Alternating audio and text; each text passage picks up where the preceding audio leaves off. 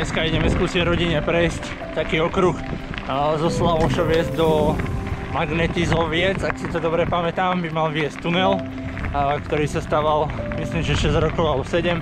A nakoniec pred ukončením bola výstavba zastavená. A ten tunel je teraz takou atrakciou, jednou z najväčších podľa mňa na Slovensku. A aj pre cyklistov, lebo ním vedie cyklotrasa. Tak ideme to skúsiť. Pôvodné drevené schody k vstupu do tunela na strane od Slavošoviec nahradili nové kovové, po ktorých je schádzanie dolu s bicyklom pohodlnejšie a bezpečnejšie. Slavošovský tunel meria 2401 metrov a z jednej strany na druhú nie je vidieť.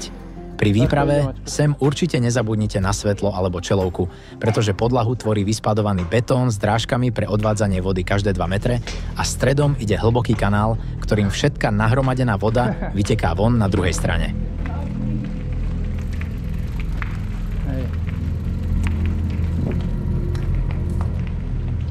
Tunel bol naprojektovaný po viedenskej arbitráži v roku 1938, keď v tom čase nacistické Nemecko a fašistické Taliansko prinútili Slovensko vzdať sa južných oblastí v prospech Maďarska. S výstavbou sa začalo v roku 1941 a prerazený bol krátko pre vypuknutím SMP v roku 1944. S prestávkou výstavba trate pokračovala až do roku 1949, kedy boli hranice vrátené do pôvodnej podoby a táto trasa stratila význam. My ale po jej zvyškoch pokračujeme ďalej. Prechádzame ďalší, no už o dosť kratší tunel a mierime na Koprážsky viadukt. Ten mal pôvodne tiež slúžiť vlakom, ale zostal stáť ľadom podobne ako tunel. To si už ale naplno vychutnávame juhoslovenskú klímu a na odkrytých suchých lúkach sme takúto pálavu, hádam, ešte nezažili. Spúšťame sa do Magnetizoviec a odtiaľ do Jelšavy. Nemôžeme ani nechceme nikoho zhadzovať, ale vidieť, že sem veľa turistov nezablúdi. Triafame odbočku vľavo a začíname stúpať na hranicu Košického a Banskobystrického kraja, tvorenú hrebeňom Revúdskej vrchoviny. Tunel a viadukt do Magnetizoviec už máme za sebou.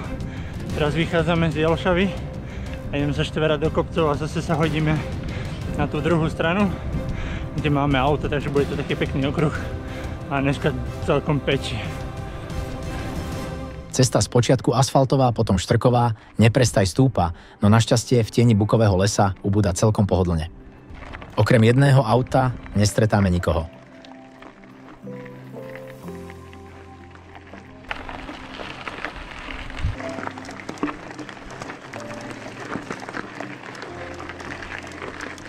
Z najvyššieho bodu je to naskok k Ochtinskej aragonitovej jaskyni, ktorá je prístupná verejnosti iba ako jedna z 3 aragonitových jaskyn na svete.